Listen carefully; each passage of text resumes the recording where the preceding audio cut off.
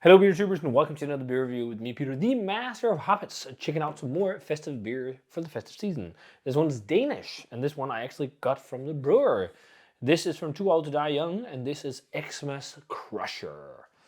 Kim, the brewer there, visited our brewery, Bad Seed Brewing, and we did a little beer swap. And this was one of the cans, and I should have drunk it fresher.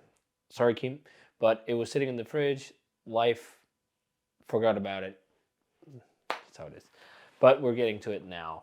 And this is an American red ale. I applaud Kim for making this. Apparently, he's a big fan of American red ales. And that's a style you also never see anymore. People brewed this all the time back in the day. But these days, I remember, is it Red Rocket? Hot Rod Rye? Something like that. I think both of those are actually red IPAs / Imperial Amber Ales. It's, I think style wise you call it American red / amber ale, and these are these hop forward beers that are reddish in color with crystal malts, and it's one of those quintessential American beers from back in the day that, like, old school American brewers before the situation of craft beer now, they would almost always have like a pale ale, an IPA, a red ale, and then most of the time it would be like an American interpretation of a red ale, or it would be an Irish red ale. But Crusher here is on 6%, and it's brewed with water, barley malt, hops, and yeast, and hopped with Summit hops. Pours a reddish color in the glass. That looks exactly like what I think of when I see or hear American red or amber ale. It's just like this deep amber reddish color. It looks very similar actually to the root beers down in Nuremberg, which I just recently did a video of trying some, which was a odd video because it was shot when we were not entirely sober. It was after a day of going around Braubeviale looking at equipment and also drinking beer. But yeah, it looks exactly to a T to the style. It looks like really dark on camera. Can we kind of? Nah. I mean, you can see the reddish hue on my hand there, but otherwise, it looks really dark brown or something like that on camera. It's made with Summit hops, and it's a hop I'm not too familiar with. I know it. I know it's American. It's usually a bittering hop, and it's derived from Lexus Sue's Nugget. Nugget, that's really old money. You don't hear a lot of people use that anymore. But in terms of flavor, if you use it for flavoring, it's a very pungent hop apparently. They say it's characterized by herbs and spices like black pepper and anise, but it can also have smells of onion and garlic. And then also orange, tangerine, citrus, similar to Simcoe. So, interesting. Simcoe's bred out of Nugget. Is it maybe Nugget and Summit? I can't remember. I'm pretty sure Simcoe is bred out of Nugget. But yeah, let's check it out. So, looks nice. Let's check out the aroma. Really old money. Really old money. Really heavy crystal malt base to this.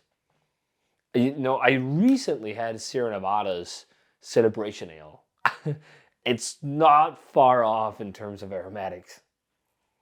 That one might have been a little bit more intense on all parameters, but it's very similar. It's interesting. They now call it a Celebration IPA, but it just used to be called Celebration Ale on the label of that beer. But that's also like red in color. Some like old school American West Coast beers were dark in color, like this dark. Maybe not, but like the Celebration is similar to this, and it's definitely a similar type aroma. It's crystal malt heavy, toasty, caramelly, and like just like loaded with hops as well. Like lots of like resiny, sticky hop oils to it. Like I see black pepper and I totally see anise, but otherwise it's like classic like grapefruit and like a pine, like really old school flavors. There's a hint of almost like a chocolatey nuance to it or something like chocolate malt. I'm not getting much of that anymore. It kind of dissipated again. Maybe more, yeah, just more toasty. But the caramel kind of crystal malt backbone really shines. And this smells so old money and like a beer so many people will dislike. And there was a whole discussion about this beer because people were just trashing it on Untappd. The aroma on it is exactly what an American red ale / amber ale should be like. So, Welcome to the wonderful world where everyone's a critic even though they don't know jack shit about what they're talking about. Sorry. It's working in the industry fatigue.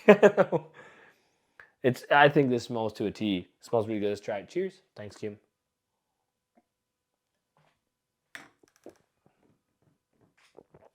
Could have a bigger body, but really dry, really crystal malt heavy. Really heavy black pepper grapefruit flavor to it. Black pepper, loads of black pepper to me.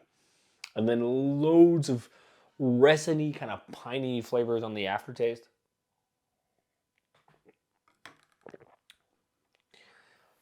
Like this is just, it's brewed like it's so well brewed to style. How can you rate like I think should we check out the average on this?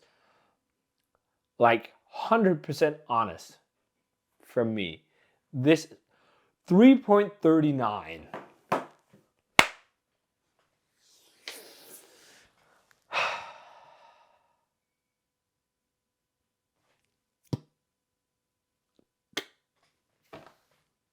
That's why I hate that app. Like, come on. It's resiny, it's sticky. It's got that like bitter black pepper, like anisey thing as well. Grapefruit and pine, lots of toasty maltiness, like almost like slightly burnt, and then lots of caramel as well. And it's like that combination of like heavy crystal malt and heavy hops, I think works in this kind of style. But to some, I think it won't. Like you don't really like taste like that pure, fresh, vibrant hop flavor where the hops really gets to shine. This is the beer style that's more about that interplay between hops and malt. Where I think it does it well. Like it's an somewhat extreme beer actually because it's so bitter and like intense, and then you have all that maltiness on top of it. But it's never cloying or too much. It's like highly drinkable still. But I still think this is to a T in terms of style, and it's highly enjoyable. I'm gonna go straight 90. I don't understand why you would give this a 3.25. Like that's what is that, early 70s or something like that. That's like it's way too low, and maybe it's even lower than that. And I think this is just awesome to see a style like this represented as well, instead of just hazy IPA, hazy IPA, hazy IPA. Like everyone like does these hazies, you know, and then once in a while they throw a curveball and do a kettle sour or something like that. It's awesome to see modern craft brewers play around with things that are different instead of just doing the same thing all the time. Like it's not fun to just take the same fucking hazy beer every single time just from a different brewery. But yeah, hats off to Too Old to Die Young. This is to Kim for brewing Xmas Crusher. He loves red ale. I get why, and this is a well done red ale. So if you love red ales, American red ales, or American amber ales, you'll really dig this. So check out Xmas Crusher if you can still find it for the holiday season. Does it feel festive? I don't know. Does Celebration Ale or Celebration IPA from Sierra Nevada feel festive? I don't know. It's a bit more heavy with the crystal malt. That's about it. But good stuff nonetheless. And yeah, if you guys had this one, let me know what you thought of it. As always, remember to comment, subscribe, check out the Facebook fan page and Twitter and Instagram. Give the video a thumbs up if you enjoyed it. Ring the bell for future notifications about videos. And I want to say cheers and see you guys in the beer review.